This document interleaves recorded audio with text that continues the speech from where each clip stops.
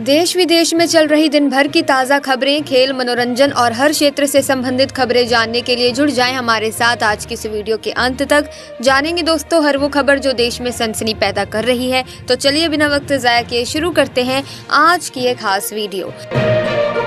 Ministry of finance ने बैंकों से कहा है कि वे NARCL एंड NCLT मामलों पर बारीकी से नजर रखें ताकि फंसे कर्ज के समाधान की प्रक्रिया में तेजी लाई जा सके। इस दिशा में मंत्रालय एक नया पोर्टल विकसित कर रहा है जिससे बैंकों को निर्बाध रूप से सूचना प्राप्त हो सके और कर्ज समाधान की प्रक्रिया को और अधिक प्रभावी बनाया जा सके।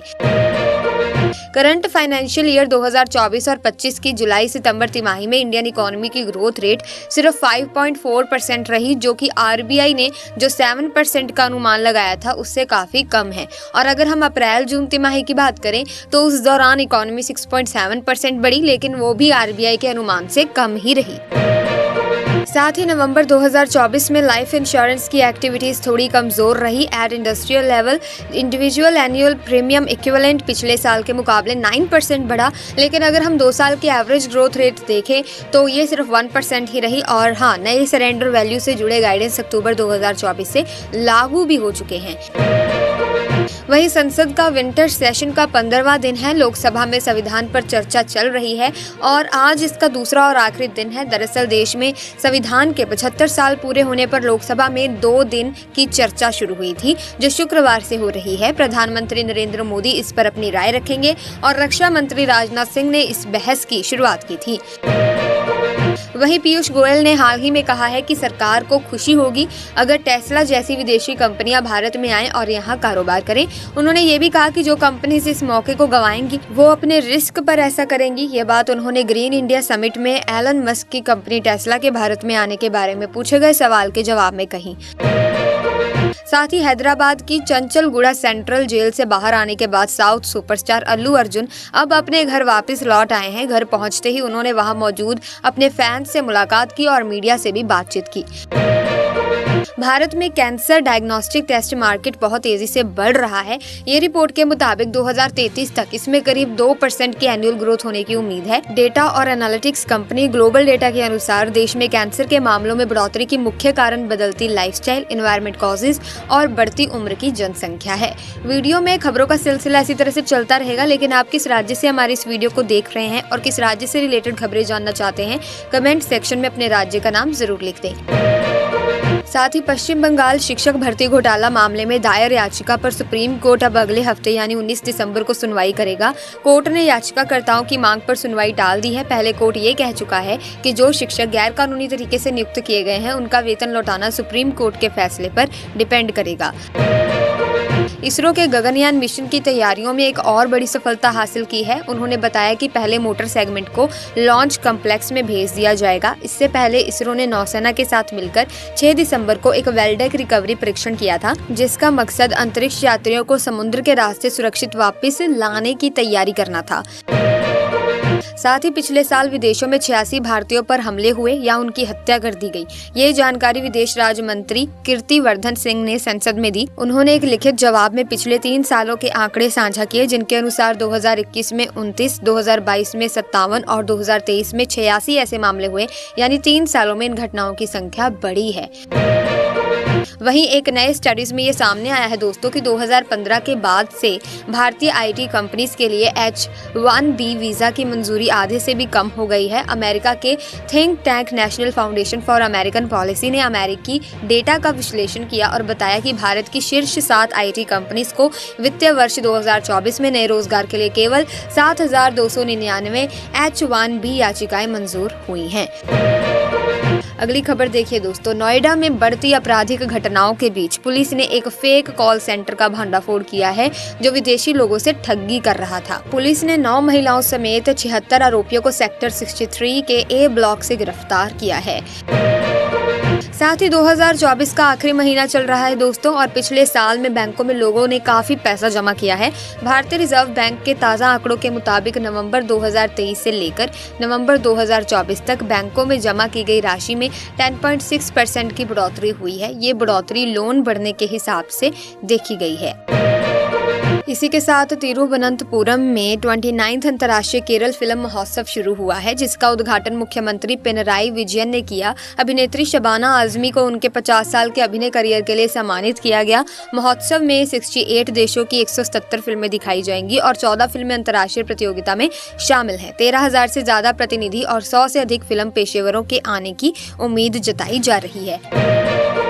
प्रधानमंत्री नरेंद्र मोदी दिल्ली में मुख्य सचिवों के चौथे राष्ट्रीय सम्मेलन की अध्यक्षता कर रहे हैं।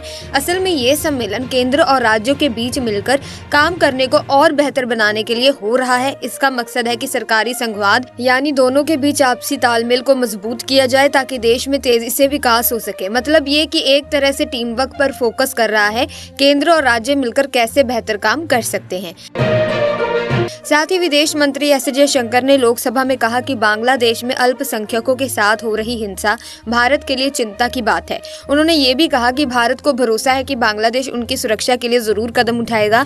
साथ ही मंत्री ने ये उम्मीद जताई है कि बांग्लादेश में जो नई सरकार बनेगी वो भारत के साथ अच्छे और स्थिर संबंध बनाएगी, जिससे दोनों देशों को फायदा हो।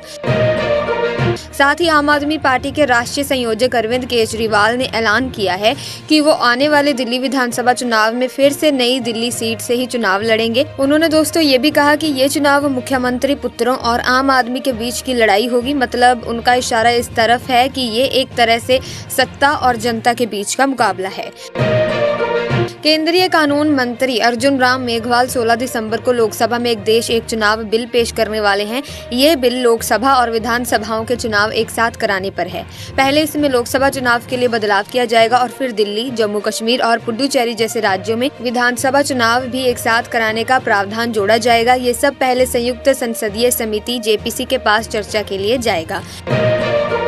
इसी के साथ अमेरिका के न्यूली इलेक्टेड राष्ट्रपति डोनाल्ड ट्रंप ने रहस्यमय ड्रोन्स को लेकर कहा है कि उन्हें मार गिराया जाना चाहिए। सबसे पहले ये ड्रोन्स न्यू जर्सी में देखे गए थे और फिर देश के अलग अलग हिस्सों में नजर आए। हालांकि संघीय सरकार और व्हाइट हाउस ने साफ किया है कि इन ड्रोन्स से राष्ट्रीय सुरक्षा को कोई खतरा नहीं है और न ही किसी विदेशी ताकत के शामिल होने के सबूत मिले हैं। फिलहाल इनकी जांच जारी है।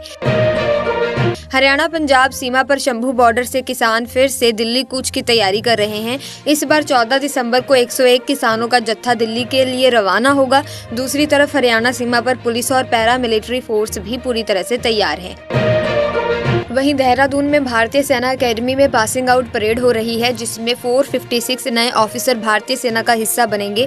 जैसे ही ये कैडेट आखिरी कदम बढ़ाएंगे वो आधिकारिक तौर पर सेना का हिस्सा बन जाएंगे। इसमें 35 दोस्त देशों के ऑफिसर भी शामिल हैं। कुल मिलाकर 491 कैडेट हैं। परेड की सलामी नेपाल के सेनाध्यक्ष जनरल अशोक राज सिग्दल लेंगे। साथ ही देखिए दोस्तों, भारतीय राष्ट्रीय राजमार्ग प्राधिकरण ने हाईवे पर सुरक्षा बढ़ाने के लिए राजमार्ग साथी नाम के नए पेट्रोलिंग वाहन लाने की योजना बनाई है। ये वाहन नेशनल हाईवे के अलग अलग हिस्सों पर निगरानी रखेंगे और किसी भी इमरजेंसी में फटाफट रिस्पॉन्ड करेंगे। सड़क परिवहन और राजमार्ग मंत्रालय का कहना है कि इससे हाईवे पर सफर और भी ज्यादा सुरक्षित बनेगा।